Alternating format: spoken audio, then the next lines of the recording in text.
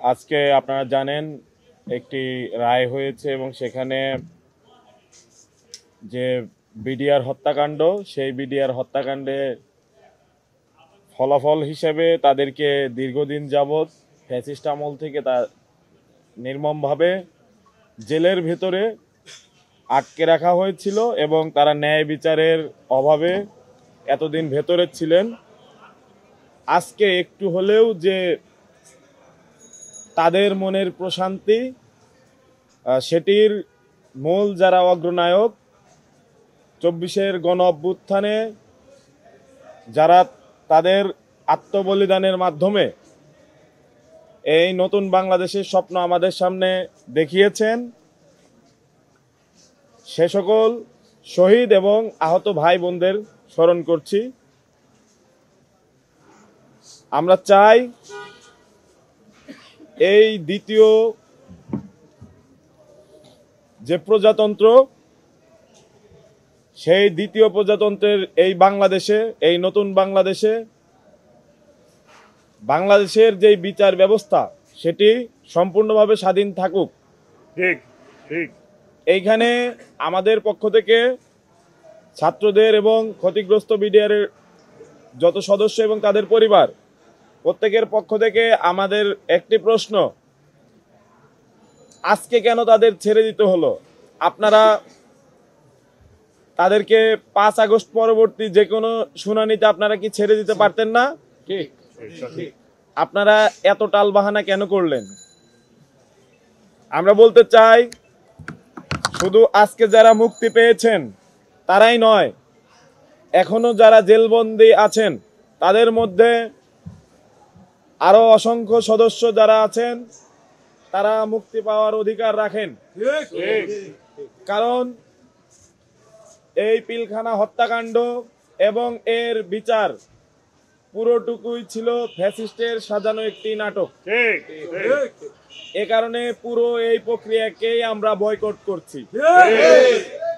আমরা চাই নতুন যেই কমিশন গঠিত হয়েছে সেই কমিশন স্বাধীনভাবে কাজ করবে এবং যেই তদন্ত রিপোর্ট পেশ করবে তারই প্রেক্ষিতে নতুনভাবে বিচার প্রক্রিয়া সম্পাদিত হবে এবং তার ফলে যারা অপরাধী প্রমাণিত হবে তাদের শাস্তি বিধান করা হবে। এবং একই সাথে যাদের উপরে রাষ্ট্রীয় জুলুম করা হয়েছে, রাষ্ট্র নিজ দায়িত্বে তাদের হারানো সম্মান ফিরিয়ে দেবে।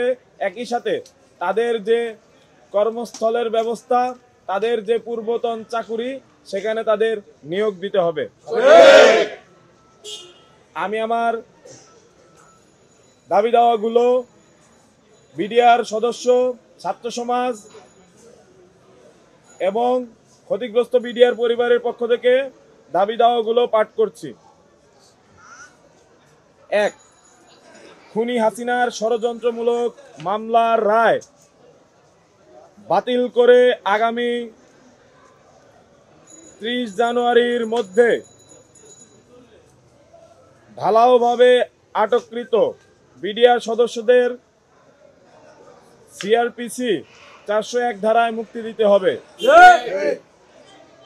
প্রয়োজনে সংবিধানের ৪৯ নং অনুচ্ছেদ প্রয়োগ করে, অর্থাৎ রাষ্ট্রপতির হস্তক্ষেপ প্রয়োগ করে এই রায় স্থগিত করতে হবে।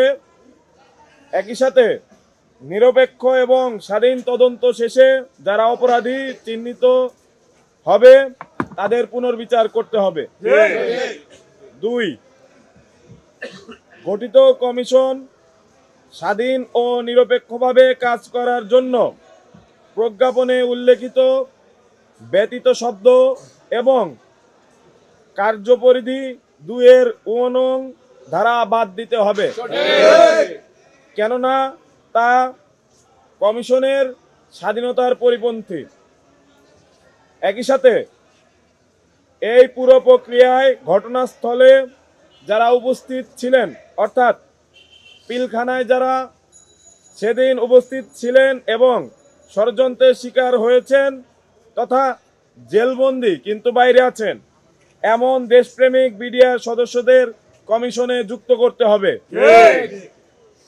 3, পিলখানার ভেতরে এবং বাইরে শহীদ হওয়া 74 জনের হত্যাকারীর বিচার নিশ্চিত করতে হবে।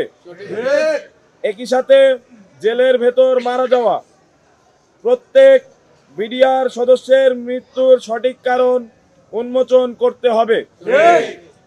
অস্বাভাবিক মৃত্যু হয়ে থাকলে দায়ী সকলকে বিচারের আওতায় আনতে হবে। 4, স্বাধীন ও নিরপেক্ষ তদন্ত সাপেক্ষে নির্দোষ প্রমাণিত সকল বিডিআর সদস্যকে চাকুরিতে পুনর্বহাল করতে হবে এবং ক্ষতিপূরণ ও রাষ্ট্রীয় সুযোগ সুবিধা নিশ্চিত করতে হবে। 5, বিজিবি আইন 2010 বাতিল করে পূর্বের বিডিআর আইন পুনর্বহাল করতে হবে। 24-এর গণ অভ্যুত্থানে নেতিবাচক ভূমিকা পালন করা বিজিবির নামকে পরিবর্তন করে বিডিআর নাম ফিরিয়ে আনতে হবে। 6, পিলখানার ভেতরে এবং বাইরে সকল শহীদের স্মরণে জাতীয় দিবস চালু করতে হবে। আমাদের এই 6টি দাবি আমরা বাংলাদেশ রাষ্ট্রের কাছে রেখে যাচ্ছি। যদি 30 জানুয়ারির মধ্যে বাংলাদেশ সরকার আমাদের এই যৌক্তিক দাবিগুলো না মেনে নেয়, তাহলে আমাদের রাজপথে আবারও দেখা হবে।